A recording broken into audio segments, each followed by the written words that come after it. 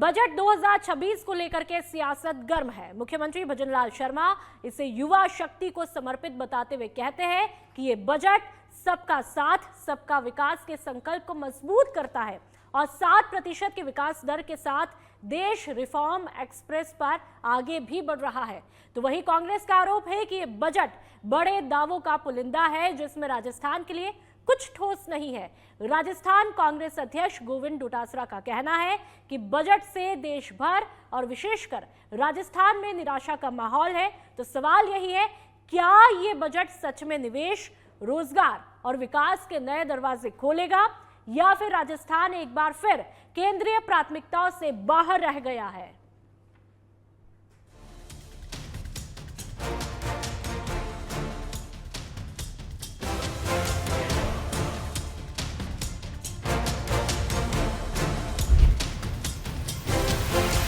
ये बजट उस सोच का प्रतिबिंब है जहां सबका साथ, सबका विकास, सबका विश्वास, सबका प्रयास केवल नारा नहीं बल्कि नीति बन चुका है। ये बजट नए भारत की महत्वाकांक्षाओं को दर्शाता है। सही मायने में यह बजट युवा, महिला, किसान, वंचित, गरीब और आम आदमी का बजट है।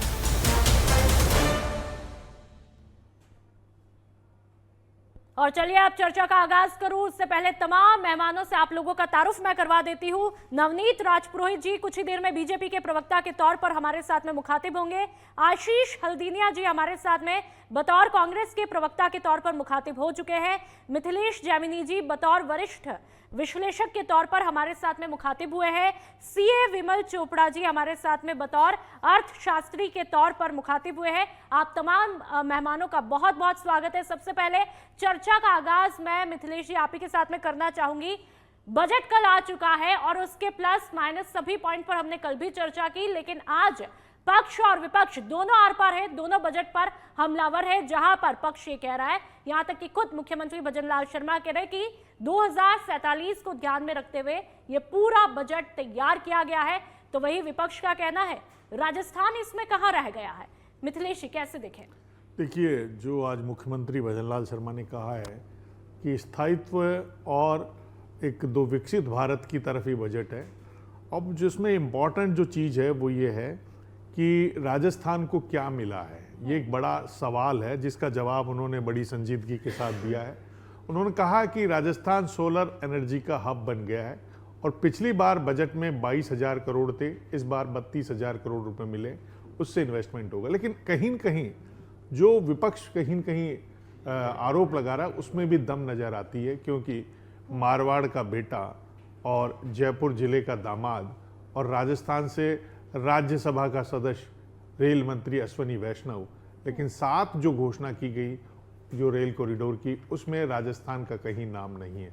वो कहीं न कहीं निराशा दी है। दूसरा, जो कल पी चिदम्बरम ने एक बड़ी बात कही, वो एक बड़ी इंपॉर्टेंट बात है कि आप घोषणाएं कितनी भी कर दो और खर्चा मत करो, तो फिर जिसमें चाहे जल जीवन मिशन हो चाहे और हो, वो एक बड़ा डेंजरियस उन्होंने पॉइंट रखा कि आप फिजिकल डेफिशिएंसी को कम करने के लिए आप जो बजट आवंटित करते हो, तो कहीं न कहीं जो आप घोषणाएं करते हैं वो एक्शन टेकन रिपोर्ट होनी चाहिए, जल जीवन मिशन से लेके तमाम चीज़। दूसरा, जो विदेशी निवेश भारत में आ नहीं रहा, हम जो एक आंकड़े बता रहे हैं कि ताइवान में हमसे ज़्यादा निवेश आ रहा है, हमारे एफडीआई आ रहा है तो केवल शेयर बाजार में आ रहा है, फिर चला जा रहा है। तो कहीं न कहीं राजस्थान को इस बजट से जो इम्पोर्टेंट चीज़ है कि टीयर 2 और टीयर 3 शहरों के लिए जो 5,000 करोड़ का बजट है, 12.5 लाख करोड़ का जो बजट है, उसमें जरूर फायदा होने की उम्मीद है। और जो एक क्रिएटर लैब्स के लिए जो 1500 स्कूल और जो 808 महिलाओं के जिलों में जो गर्ल्स हॉस्टल बनेंगे, उससे महिला शिक्षा को बेनिफिट होगा। लेकिन कहीं न कहीं जो राजस्थान में एक उम्मीद थी कि कोई विशेष पैकेज मिले, वो पूरी नहीं हो पाई, क्योंकि सबको उम्मीद थी कि डबल इंजन की सरकार है तो शायद राजस्थान को विशेष तरजीह मिले। लेकिन जो मुझे बजट से ज़्यादा ये प्लान पेपर लगता है कि 2047 में, क्योंकि आप देखिए मेडिकल के सेक्टर में काफ़ी कुछ इस बजट में देखने को मिला है। क्योंकि सबसे पहले देश में डॉक्टरों की कमी थी, खूब सारे मेडिकल कॉलेज खोले गए, नर्सिंग कॉलेज खोले गए, अब जो अलाइड हेल्थ सर्विसेज, जिसमें चाहे फिजियोथेरेपिस्ट हो, चाहे फार्मासिस्ट हो, तो ये जो घोषणाएं की है उनसे राजस्थान को बेनिफिट होगा। और कहीं लेकिन सीधे तौर पर होता हुआ नहीं देखिए, दिख रहा जो अशोक गहलोत ने ट्वीट किया जी। उसका बड़ा मायना है। उन्होंने कहा कि राजस्थान को ईआरसीपी को राष्ट्रीय परियोजना ठीक का है दर्जा मिथिलेश नहीं जी, मिला। इस बात पर भी मैं आऊंगी। हमारे साथ में दूसरे मेहमान भी जुड़े हुए हैं। जो गहलोत साहब ने ट्वीट किया उस पर भी हम चर्चा करेंगे। विमल जी, आपसे सवाल ले लेती हूँ। सरकार कह रही है कि 7% ग्रोथ की बात कर रही है लगातार, लेकिन बेरोजगारी अभी भी 7 से 8% के आसपास है। कैसे इस पूरे बजट को देखें, समझे, आप बेहतर तरीके से बता पाएंगे। सलीपुर जी, ये बजट को अपने को मैं समझता हूँ कि 3 दृष्टिकोण से पहले अपन देख लेते हैं, क्योंकि उससे बेरोजगारी और ये सारे मैटर्स ऑटोमेटिकली क्लियर हो जाएंगे। जैसा पहले अभी कहा मिथिलेश जी ने, 12 लाख करोड़ रुपए जो है वो कैपेक्स के ऊपर एक्सपेंडिचर के रूप में आइडेंटिफाई किए हैं। अब ये 12 लाख करोड़ रुपए अगर इकोनॉमी में खर्च हो रहे हैं तो ये एम्प्लॉयमेंट जनरेशन तो करेगा ही करेगा। मैं आपको कंपैरिजन के लिए बताऊं कि 2015 में ये बजट था 2 लाख करोड़ रुपए, लास्ट ईयर बजट था 11 लाख करोड़ रुपए, इस साल का बजट है 12 लाख करोड़ रुपए। दूसरा पॉइंट, जो फिस्कल डेफिसिट है सरकार का, वो फिस्कल डेफिसिट वापस विद इन द लिमिट्स है, 4.4% है। आइडियली सरकार इसको और कम करना चाहती है, अगले साल का बजट 4.3% रखा है। तो जब फिस्कल डेफिसिट कम होता है तो इन्फ्लेशन की स्थिति जो है वो पूरी कंट्रोल के अंदर रहती है। और तीसरा, स्किल डेवलपमेंट के ऊपर बहुत ज़्यादा इस दफ़े इस बजट के अंदर जोर दिया गया। ना केवल ये, बल्कि एक कॉर्पोरेट मित्र करके कॉन्सेप्ट भी मैं एज ए प्रोफेशनल में आपको बोलूँ तो सरकार की योजना है कि वो सीए इंस्टीट्यूट, सीएस इंस्टीट्यूट और आईसीडब्ल्यू इंस्टीट्यूट, इनसे मिल करके वो इस प्रकार के प्रोफेशनल्स कोर्सेज चलाना चाहते हैं, ताकि वो जो ये जो स्यूडो प्रोफेशनल्स की एक जमात बनेगी, वो जमात पूरे जो जैसे अभी नया उन्होंने सेल्फ हेल्प एंटरप्रेन्योर्स एक किया, जैसे लखपति में दीदी की योजना थी। आप समझिए, टूरिस्ट की गाइड्स के लिए टूरिस्टों को ट्रेनिंग की बात चल रही है। 2030 तक सरकार का टारगेट है कि 10 करोड़ जो है टूरिस्ट इंडिया में आए, लगभग अभी 1 करोड़ के आसपास का है। तो ये जो जैसा अभी कह रहे थे, tier 2 tier 3 cities plus temple cities, और यूपी तो मैं आपको एक यूपी का भी बड़े इंटरेस्टिंग आपको डेटा शेयर करूं कि यूपी आज के 9 साल पहले डेफिसिट फाइनेंसिंग बजट हुआ करता था। राजस्थान अभी डेफिसिट फाइनेंसिंग के अंदर नंबर 3 के ऊपर है। सबसे ज्यादा डेफिसिट अगर देश में अगर क्रम से निकाले तो 3 नंबर डेफिसिट बजट है। तो यूपी जो डेफिसिट बजट होता था 9 साल पहले, वो आज की डेट में सबसे बड़ा सरप्लस का बजट है। तो आप जो ये योजनाएं ले रहे हैं, जिसको अभी जैसे आगे अपन और भी बात करेंगे कि 7 सरकार ने जो नए बड़े सेक्टर चुने हैं कि इन सेक्टर के ऊपर, जैसे 40,000 करोड़ का सरकार ने सेमीकंडक्टर की बात करी, इलेक्ट्रॉनिक्स चिप्स वाली बात करी, लाइफ साइंसेज, बल्क मेडिसिन बनाने की बात करी। आप समझिए जैसे मोबाइल वाला ही आज विश्व के सबसे बड़ा अगर मोबाइल बनाने वाली भारत की अगर 1 नंबर की स्थिति आ गई है तो कैसे आई है? आपका दिशा डायरेक्शन थी तभी आई ना। तो इन सब ने इतने एम्प्लॉयमेंट जनरेट किया है कि आप देखेंगे कि आज पॉपुलेशन भी बढ़ ही रही है। तो मैं तो संतुष्ट हूं कि डायरेक्शन जो है लॉन्ग टर्म के हिसाब से तो बहुत ही अच्छा है, लेकिन इमीडिएट इम्पैक्ट क्या कुछ आता है उस पर देखना पड़ेगा। और चलिए, हमारे साथ में बीजेपी के प्रवक्ता जो है वो जुड़ चुके हैं, नवनीत जी। नवनीत राजपुरोहित जी, आपका बहुत बहुत स्वागत है। नवनीत जी, कल जब बजट आया तब भी हमने चर्चा की है कि क्या कुछ प्लस है, क्या कुछ माइनस है, पूरा एक आंकलन किया था। लेकिन अब बारी है लगातार, उसके बाद में विपक्ष लगातार हमलावर है और वो कह रहे हैं कि काफी निराशाजनक बजट है और इसमें राजस्थान को पूरी तरह से इग्नोर किया गया है। लेकिन आप लोग तो कह रहे हैं कि भाई पूरी तरह से समर्पित है, चाहे वो युवा हो या फिर महिला हो या फिर किसान हो। कैसे? देखिए, मैंने कल भी इस बात को आपके चैनल के माध्यम से दर्शकों को बताया था और मैं पुनः अपनी बात को स्थापित कर देता हूं, मैं रिपीट कर देता हूं। कोई भी व्यवस्था अगर इस देश में क्रिएट करी जाती है, चाहे वो कॉलेज इंस्टीट्यूट्स हैं, चाहे वो एनआईडी की बात है, चाहे वो national institute of creative skills है, चाहे वो कैपिटल एक्सपेंडिचर की बात है, हर किसी चीज का प्रोपोर्शनेट फायदा राजस्थान को मिलने वाला है। इसमें कोई संदेह की बात नहीं। अगर युवाओं को फायदा मिला गया तो राजस्थान के युवा भी उतने ही प्रतिशत में फायदा उस चीज का उठाएंगे।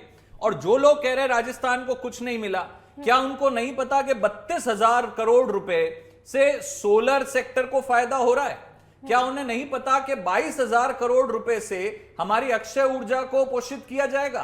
क्या उनको नहीं पता कि जब टेक्सटाइल हब्स खुलेंगे, टेक्सटाइल पार्क्स खुलेंगे, तो हमारे क्षेत्र जो टेक्सटाइल में नंबर 1 है और या टॉप सेक्टर्स में काउंट होते हैं पूरे कंट्री में, भिलवाड़ा जैसे क्षेत्र, क्या उनको फायदा नहीं मिलेगा?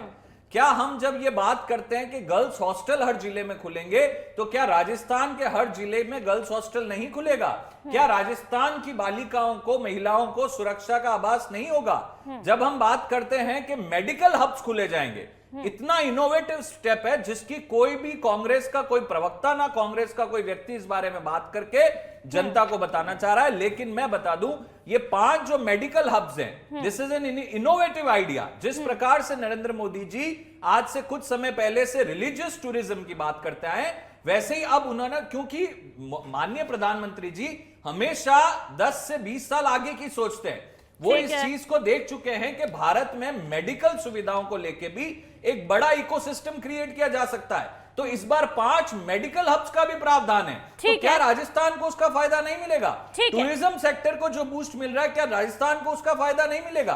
प्राइमरी हेल्थ केयर सेंटर्स में अगर 1 लाख युवा उसमें एम्प्लॉयड होंगे, तो क्या राजस्थान का युवा नहीं होगा? तो मुझे समझ में नहीं आता ये कैसी बेबुनियादी बातें हैं। इतना सारा बजट है, हर तरीके से राजस्थान को फायदा है, ये भ्रम क्रिएट किया जा रहा है। और अभी मुझे किसी और चैनल में ये सवाल पूछा गया कि ये जो इतने सारे मंत्री हैं जिला में पीएससी क्यों कर रहे हैं, तो ये मैं यहीं पे भी वापस दोहरा देता हूं बिफोर कोई और मुझसे ये सवाल पूछे। कांग्रेस का जितना भी भ्रम फैलाने का जो इशू है, जो कांग्रेस के भ्रम फैलाने की नीति है, जो भोली जनता को बरगलाती है, उनके उन मंसूबों पे उनको हम कभी कामयाब नहीं होने देंगे। 2047 का विकसित भारत ठीक है नवनीत जी, अच्छी बात है। नवनीत जी, अच्छी बात है, आप लोगों ने अपनी नीति, नियत, मंशा साफ तौर पर यहाँ पर क्लियर की है। लॉन्ग टर्म के हिसाब से बहुत अच्छा, लेकिन कुछ जगह पर जो कुछ बुद्धिजीवी ये चर्चा करें कि सीधे तौर पर किसी भी एक सरकारी नौकरी की, रोजगार की कोई घोषणा नहीं की जाती है, सीधे तौर पर मुझे लगता है कि जो भी व्यक्ति ऐसी बात करता है उसको अर्थशास्त्र का बिल्कुल ज्ञान नहीं है। He fails in economy because अगर कैपिटल एक्सपेंडिचर लगातार, मैंने बताया 2014 में जो कैपिटल एक्सपेंडिचर 1.5 से 2 लाख रुपए करोड़ था, आज वो 12.5 लाख करोड़ रुपए पहुंच गया है। तो वो जो इंफ्रास्ट्रक्चर क्रिएट होगा, वो रेलवेज, वो रोडवेज का काम होगा, वो सारा जो इंफ्रा में पैसा जाएगा, क्या वो रोजगार क्रिएट नहीं करेगा? कौन ये बात करता है कि रोजगार नहीं होगा? ठीक है, योर कैपिटल एक्सपेंडिचर, मैं इसको बात को फिनिश करूंगा, your capital expenditure is proportionate to the employment generation in an economy। ये समझना चाहिए हर अर्थशास्त्री। ठीक है नवनीत जी, लेकिन अभी भी ये सवाल कायम है कि इमीडिएट इंपैक्ट क्या होगा? जब एक आम जनता आपको सुनेगी तो उसको सरल भाषा में समझना है कि हमारे लिए बजट आया और तुरंत हमें क्या कुछ राहत मिली या हमें इंतजार करना पड़ेगा। आशीष जी हल्दीनिया जी हमारे साथ में कांग्रेस के प्रवक्ता के तौर पर मौजूद है। आशीष जी, ठीक है, विपक्ष को काफी दुख हो रहा है जो लगातार आप लोग आरोप लगा रहे हैं, लेकिन आप बताइए कि बहुत बड़ा जो काम है वो सोलर एनर्जी पर जो इम्पैक्ट आपने देखा है, जो घोषणा देखी है, वो तो आप इग्नोर नहीं करेंगे। साथ ही डिफेंस को इस बार कितना बड़ा बजट मिला है वो भी शायद आप लोगों ने देखा होगा। सोलर की यदि मैं बात करूं तो सोलर और नवीकरणीय ऊर्जा को बढ़ावा मिला है। क्लीन एनर्जी सेक्टर के लिए आवंटन बढ़ा और तकरीबन 32,914 करोड़, जिससे बिजली उत्पादन, रोजगार, ऊर्जा सुरक्षा को बढ़ावा मिलेगा। तो एक बहुत बड़ा पॉइंट है। बहुत शोर सुनते थे दिल के पहलू में बैठकर, और जब चीर के सीना देखा तो एक कतरा भी लहू नहीं निकला। बजट जब बनता है ना, तो बजट बनाने से पहले तय किया जाता है कितना खर्च करना है और कितनी देनदारी हमें चुकानी है। और जो बजट बनता है ना, वो बजट, आज सरकार ने बजट बना दिया 53 लाख करोड़ रुपए का। अब वो 53 लाख करोड़ आएंगे कहां से? क्या नरेंद्र मोदी जी के पास पैसा पड़ा हुआ है? क्या अमित शाह के पास पैसा पड़ा हुआ है? क्या सीतारमण जी के पास पैसा पड़ा हुआ है? कर्ज लेना पड़ेगा, और जब कर्ज लेंगे तो कर्ज चुकाना भी पड़ेगा। और आज की तारीख में अगर ये मैं कहूं कि 14 लाख करोड़ से ज्यादा कर्ज हमें चुकाना है, जो हम पहले ले चुके हैं। 2014 में भारत पर कर्ज कितना था? 55,000 करोड़। और आज भारत पे कर्ज कितना है? 200 लाख करोड़ से ऊपर का कर्ज हमारे ऊपर है। तो मैं ये कहना चाहता हूं अर्थशास्त्री जी से कि जब कर्ज बढ़ रहा है, सब कुछ बढ़ रहा है, बड़ी बड़ी आप घोषणाएं कर रहे हैं, ये घोषणाएं किसके लिए होनी चाहिए थी? ये घोषणाएं होनी चाहिए थी महंगाई को कम करने के लिए। ये घोषणा होनी चाहिए थी शिक्षा के स्तर को ठीक करने के लिए, ये घोषणा होनी चाहिए थी किसान के लिए, ये घोषणा होनी चाहिए थी उस महिला के लिए जो रसोई गैस में अपना चूल्हा चला रही है और अपने बच्चों का पेट भर रही है और अपने बच्चों को शिक्षित कर रही है। लेकिन ये घोषणा हुई किसके लिए? बड़े बड़े सेक्टर उद्योगपतियों के लिए। एक चीज इसमें ये बता दीजिए कि किसान का अगर इस पूरे बजट में एक बार भी अगर जिक्र किया गया हो कि किसान को हम ये फायदा देंगे। किसान क्या मांग कर रहा था? किसान मांग कर रहा था अपने एमएसपी की गारंटी की। क्या सरकार ने बजट पेश करते हुए एमएसपी की गारंटी का जो कानून है उसके बारे में एक शब्द बोला? नहीं बोला। सम्मान निधि बढ़ाने के लिए कुछ बोला? नहीं बोला। किसान आज खाद की लाइन में लगकर, ये डबल इंजन की सरकार हर जिलों में डबल लाइनें लगवा रही है। यशस्वी प्रधानमंत्री और यशस्वी मुख्यमंत्री के राज में डबल लाइन लग रही है किसानों के खाद के लिए और लाठियां पड़ रही ठीक है। हैं। तो मेरा कहने का मतलब यह है कि जब कर्ज बढ़ गया और ये जीडीपी विकास दर की बात कर रहे हैं, 7% पहुंच गई। बड़े बड़े अर्थशास्त्री के रूप में भारतीय जनता पार्टी के प्रवक्ता बहुत जोर से बोल रहे हैं कि वो कौन होगा जिसने ये सब कुछ कहा है। जब जीडीपी बढ़ रही है तो उस गरीब की जेब क्यों नहीं बढ़ रही है? उस गरीब की प्रति व्यक्ति आय 2 लाख रुपए है और उसके ऊपर कर्ज 4,30,000 रुपए का चढ़ा हुआ है। तो वो कर्ज कम क्यों नहीं हो रहा है? वो कर्ज कम क्यों नहीं हो रहा है? ये ब्राह्मण बातें, ये ब्राह्मण बातें कर करके आपका सिपड़ा साफ हो गया। आपका राष्ट्रपिता नेता जब मैं बोल रहा हूं तो मेरी बात सुनिए पहले। किसान के साथ धोखा करते हो, महिलाओं के साथ धोखा करते हो, स्वास्थ्य के साथ धोखा करते हो, शिक्षा के साथ धोखा करते हो, नौजवान के साथ धोखा करते हो। 70 साल तक आपने इस देश को गरीबी हटाओ, गरीबी मिटा देंगे ऐसा आंदोलन चलाए। क्या हुआ आपकी गरीबी हटाओ आंदोलन का? अगर इस देश में किसी ने गरीब को गरीब के 2022 का निकाला तो 2022 का जनता को 2047 मिलेगा। अरे पूछने साथ चाहिए 2026 में गरीब की थाली में भोजन होना चाहिए, उसकी थाली में सब्जी होनी चाहिए, उसकी थाली में रोटी होनी चाहिए। ठीक है, मिथिलेश जी के पास आते हैं। उसकी थाली में भूख भरी है और लेके 2047 आप लोगों के मटके से जल चुरा लेंगे। पूरा कर दीजिए। ठीक है, मिथिलेश जी एक मिनट, आशीष जी नवनीत जी एक मिनट, आशीष जी नवनीत जी एक मिनट, 100 चूहे खाके आशीष जी, आशीष जी, 100 चूहे खाके मिली है आशीष जी एक मिनट, आशीष जी प्लीज, रोजगार देंगे, 2047 महिलाओं को सम्मान देंगे। आशीष जी प्लीज डिसिप्लिन मेंटेन कीजिए। आशीष जी, आशीष जी नवनीत जी, मिथिलेश जी मैं आपके पास आऊंगी, मैं आपकी, ठीक है आशीष जी नवनीत जी,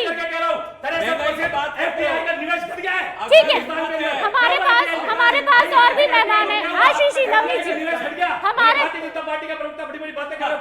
आशीष जी नवनीत जी,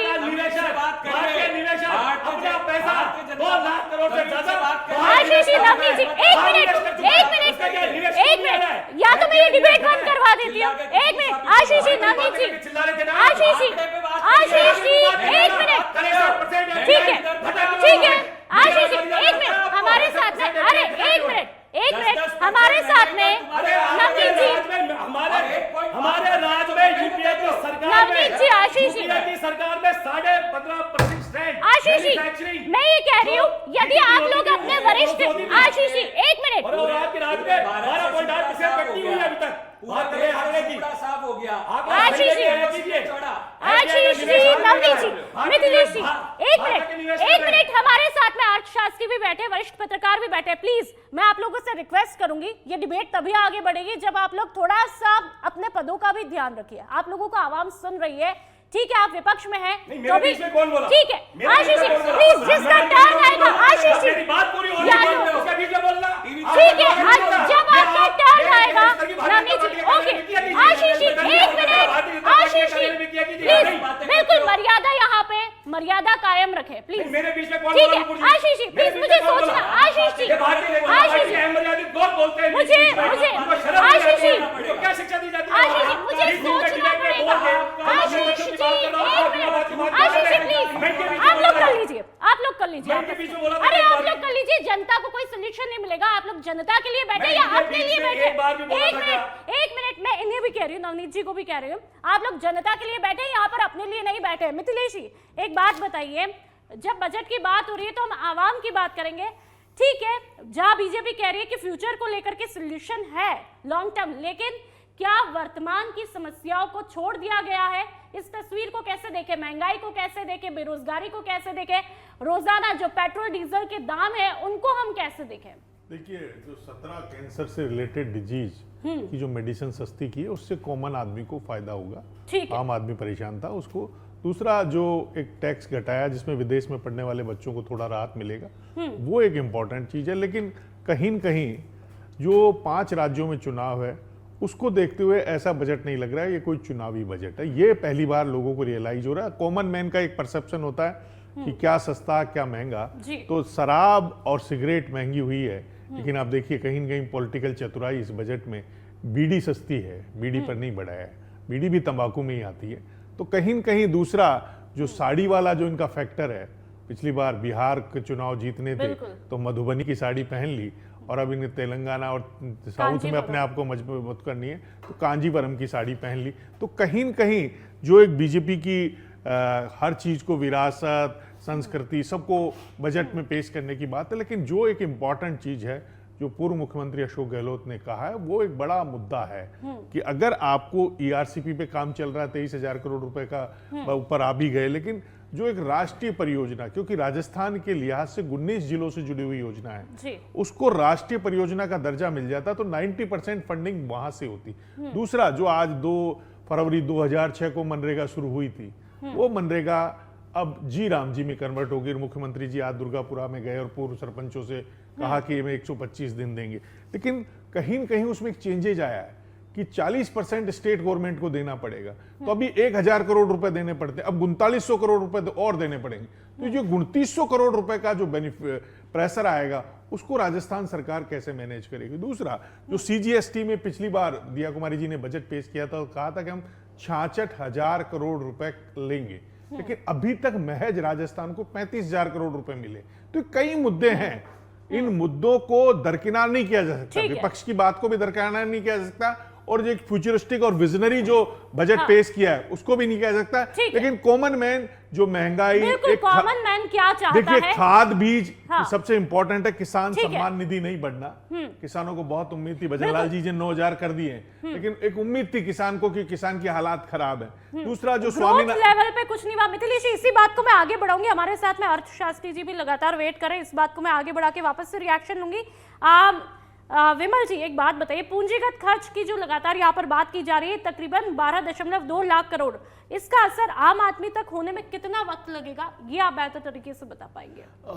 मेरे को लगता है लगभग 5 से, क्योंकि कोई भी पूंजीगत योजना होती है तो 5 से लेकर 7 साल लगभग का पीरियड लगता है, लेकिन इफेक्ट पहले साल से ही चालू हो जाता है। क्योंकि जैसे ये इसका लगभग आधा पैसा रोड में जाएगा, रेलवेज में जाएगा, तो रोड और रेलवेज आप हम देख रहे हैं हर दिन चेंज आ रहा है, आवाम को फायदा मिल ही रहा है ना। तो इसी के साथ में 2-3 चीजें मैं टैक्सेशन से रिलेटेड भी है, आवाम से जुड़ी हुई है, आप बोले तो मैं वो भी शेयर कर लेता हूँ। गवर्नमेंट ने एसटीटी की रेट बढ़ाई, लेकिन किस पे बढ़ाई? सिर्फ जो स्पेकुलेशन टाइप के जो केसेस हैं उसके ऊपर दलाली की जो एसटीटी की रेट थी वो 0.02% 0.02 से हटा बढ़ा करके 0.05 कर दी, और दूसरे केसेस में 0.01 था तो उसको 0.015 कर दिया। क्यों किया? क्योंकि ताकि स्पेक्यूलेशन में जो नॉर्मल आदमी, सामान्य आदमी फंस रहा था, लॉसेस हो रहे थे और एक्सपर्ट्स उसका फायदा उठा रहे थे, तो वो उसको रोकने के लिए गवर्नमेंट ने किया। ऐसे लिटिगेशन को कम करने के लिए पहले क्या, कंपनी के केसेस में जितनी भी डिमांड हो गई, अभी करीब 33 लाख करोड़ रुपए की डिमांड पेंडिंग पड़ी है, जो असेसमेंट तो हो गए लेकिन उसकी वसूली नहीं हुई है। तो आप देखिए उसमें गवर्नमेंट ने कहा कि भाई 20% की जगह 10% भी जमा कराने से आपको स्टे मिल जाएगा और आप अपना लिटिगेशन आगे रख सकते हैं। ऐसे ही आप देखेंगे टैक्स के अंदर कुछ भी चेंज नहीं हुआ, ये भी एक अच्छी बात है, क्योंकि एक स्टेबिलिटी के लिए आपको चेंज नहीं करना भी एक अच्छी बात है। टीडीएस के लिए सबसे पहली दफ़ा ये प्रोविजन आया है, मेरे ख्याल से मैं आज 35 साल से लगभग प्रैक्टिस कर रहा हूँ, कभी ये प्रोविजन नहीं था कि अगर आपको लोअर रेट ऑफ टीडीएस का करना है तो ये ऑटोमेटेड प्रोसीजर हो जाएगा कि आपको अप्लाई करना और ऑटोमेटिकली आपको मिल जाएगा। जैसे एफआईआर है, आप ऑटोमेटिक एफआईआर फाइल कर सकते हैं, आपकी कॉपी हो जाती है। वैसे ही आप समझिए कितना बड़ा एक, क्योंकि आप टीडीएस ले रहे हैं, जमा हो रहा है, फिर आप रिफंड ले रहे हैं, सरकार को ब्याज चुकाना पड़ रहा है, चीज़ें काम में आ रही है, उसके हिसाब से फ़र्क पड़ रहा है। तो ये टैक्सेशन के अंदर भी जो है ना काफ़ी चेंजेस सरकार ने इसके अंदर से लेके आए हैं। ठीक है, नवनीत जी मैं आपके पास में आऊंगी। मिथिलेश जी एक पॉइंट का जिक्र कर रहे थे, वो मुझे भी पूछना था। ईआरसीपी को लेकर के गहलोत साहब ने जो एक्स पर पोस्ट किया है कि ईआरसीपी जो कि पूर्वी राजस्थान के लिहाज से तो बेहद महत्वपूर्ण है और ओवरऑल राजस्थान के लिए तो है ही है, लेकिन पूर्वी राजस्थान के लिए एक तरह से संजीवनी का काम करती है, उसका कोई जिक्र नहीं। और उन्होंने ये भी कहा कि राजस्थान में ना तो नई रेलवे परियोजना या मेट्रो प्रोजेक्ट की कोई घोषणा नहीं हुई। ये गहलोत साहब के आरोप है। देखिए नुपुर जी, गहलोत साहब क्या बोलते हैं, मुझे लगता है कि राजस्थान में अब किसी को उससे कोई फर्क नहीं पड़ता। गहलोत साहब की कथनी और करनी में कितना फर्क है, और गहलोत साहब इस राजस्थान को क्या देके गए हैं, ये इस राजस्थान का 60 लाख युवा और उस पे आधारित कम से कम 2.5 से 3 करोड़ उसके परिवार के सदस्य भली भांति जानते हैं। 19 बड़े पेपर लीक करना, आज कांस्टेबल की बात करो, आरएएस की बात करो, you name the exam and that was corrupted. Congress के खुले बड़े नेता उसमें आए दिन पकड़े जा रहे हैं। जैसा कि माननीय मुख्यमंत्री कहते हैं कि बड़ी मछलियां बाकी है और वो भी जल्दी गिरफ्त में आएगी, वो भी जल्दी गिरफ्त में आएगी। अब ये बीच में अभी इतनी बड़ी बड़ी बात कर बीच में बोल रहे बातें मन की सच तो अरे सच बोलेंगे तो पेट उठेगा, सच बोलेंगे कौन सा पेट उठेगा। मैं आपको चलेंगे, अरे महेश जोशी कांग्रेस का कौन सा महेश जोशी आए तो जल जीवन आए क्या, महेश जोशी पेपर लीक में जल जीवन पेपर लीक में क्या बात कर रही थी, आपने अशोक गहलोत जी के क्या महेश जोशी आपने 7 लाख उन बच्चों की बात करी, परिवारों की बात, या तो उनको डिसऑन कर दो, सच सुनने की ताकत नहीं है। कौन से नेता है? अभी आगे मैं और बात बताता, इनको पता है कि इनके खुले चिट्टे खोल देता, अभी इनको पता है कि मैं राजस्थान ठीक है आशीष जी, उससे पहले भी आशीष जी एक लास्ट, आशीष जी आप ही के पास में आ रही है। आशीष जी एक मिनट, नवनीत जी आशीष जी ठीक है आशीष जी आप ही के पास में आ रही है। आशीष जी प्लीज, आशीष जी मेरा सवाल सुन लीजिए एक मिनट। आशीष जी प्लीज, नवनीत जी आशीष जी मेरा सवाल, आशीष जी मेरा सवाल सुन लीजिए आप, पहले मेरा सवाल सुनिए। आशीष जी पहले सवाल सुनिए फिर जवाब दीजिए। आशीष जी प्लीज, मुझे सोचना पड़ेगा डिबेट। आशीष जी जल जीवन मिशन में तुम्हारा महेश जोशी अंदर गया नहीं गया, ठीक है आशीष जी प्लीज, मैं इस तरीके से डिबेट नहीं करूंगी, वाइंड अप कर दूंगी। एक संक्षिप्त में आशीष जी प्लीज, आशीष जी हर चीज की एक मर्यादा। आशीष जी मैं इस तरीके से डिबेट नहीं कर पाऊंगी। आशीष जी प्लीज, नवनीत जी आशीष जी प्लीज, या तो आप लोग ठीक है मेरे पद का भी सम्मान कीजिए, जब मैं बोल रही हूँ तो चुप होना पड़ेगा, या तो आप कह दीजिए मेरा यहाँ पे कोई रहने का वजूद नहीं है। ठीक है आशीष जी संक्षिप्त में बताइएगा। एक मिनट नवनीत जी, टाइम नहीं है, हमें नेक्स्ट शो करना है। ठीक है आशीष जी एक बात बताइए, संक्षिप्त में बताइएगा। 7% के विकास दर के साथ में देश पाथ ब्रेकिंग रिफॉर्म एक्सप्रेस पर तेजी से आगे बढ़ रहा है, ये बात आज खुद मुख्यमंत्री भजनलाल शर्मा ने कही और साथ में अधिकारियों को फटकार भी लगाई है।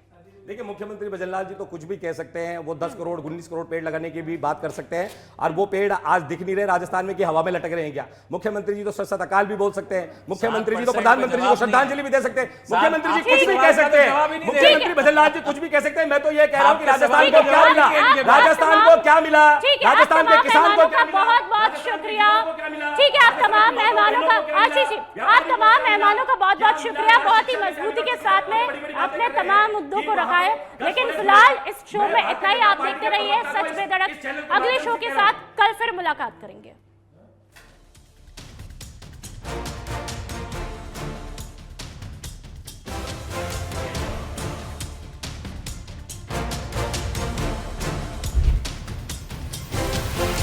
ये बजट उस सोच का प्रतिबिंब है जहां सबका साथ, सबका विकास, सबका विश्वास, सबका प्रयास केवल नारा नहीं बल्कि नीति बन चुका है। यह बजट नए भारत की महत्वाकांक्षाओं को दर्शाता है। सही मायने में यह बजट युवा, महिला, किसान, वंचित, गरीब और आम आदमी का बजट है।